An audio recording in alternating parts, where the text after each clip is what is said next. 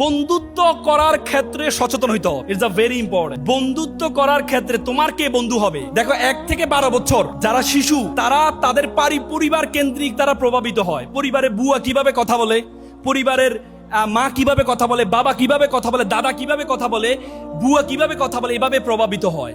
আর 13 থেকে 19 টিনেজ যাদেরকে বলে, তারা প্রভাবিত হয়েছে বন্ধু ধারা। আর 20 থেকে 35 তারা প্রভাবিত হয় সমাজ ধারা। তার মানে তোমরা যে টিনেজে আছো, তোমরা তোমাদের বন্ধু দ্বারা প্রভাবিত হও। তোমার বন্ধু যদি নামাজি হও, তাহলে তুমি কখনো তার সাথে না গেলেও একদিন হলো নামাজে যাবা।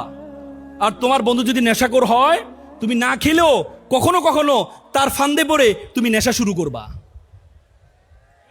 করবা। এই জন্য আল্লাহ রাসূল, তোমরা ফার্সি কবি শেখ সাদির নাম শুনেছো? শেখ সাদি একবার একটা ডেলা পেয়েছেন, ডেলা, মাটির ডেলা। তিনি মাটির ডেলার মধ্যে অনেক গ্রান পাওয়া যাচ্ছে। উনি ডেলাকে জিজ্ঞেস, তুমি কি আতর দানি? সে বলছে, না, আমি তো আতর জানি না, আমি তো একটা মাটির ডেলা।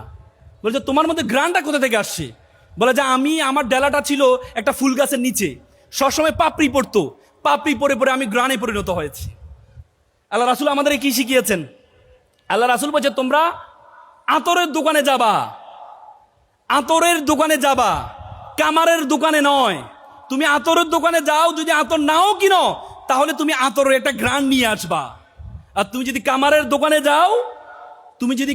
দোকানে যাও, তাহলে সে হয়তো তোমাকে কাপড়ে আগুন ধরিয়ে যাবে, নতুবা একটা বাজে গ্রান নিয়ে তোমাকে ব্যাক আসতে হবে।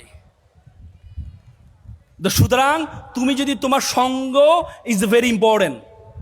কে তোমার সঙ্গ হবে? আল্লাহ তাআলা কোরআন বলছে, ইয়া আইয়ুহাল্লাযীনা আমানু ইত্তাকুল্লাহ কুনু মা'আস সাদিকিন। আল্লাহ কোরআনে বলেছে, তোমরা আল্লাহকে ভয় করো এবং সত্যবাদীর সাথে চলাফেরা করো। কিয়ামতের দিন আমরা আমাদের বন্ধুত্ব নিয়ে আফসোস করব। কেন অমুককে আমি বন্ধু বানিয়েছিলাম?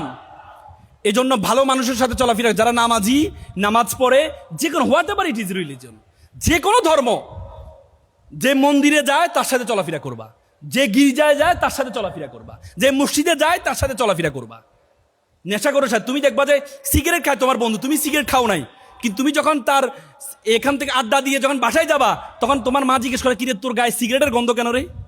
তুমি কিন্তু খাও নাই, কিন্তু এই যে গ্রানটা নিয়েছো, আস্তে আস্তে তোমার সঙ্গ দোষে তুমি খারাপ হয়ে যাবা। এই জন্য সঙ্গের ব্যাপারে তোমাদের সতর্ক থাকতে হবে। পারবা তো? ইনশাল্লাহ পারবা তো?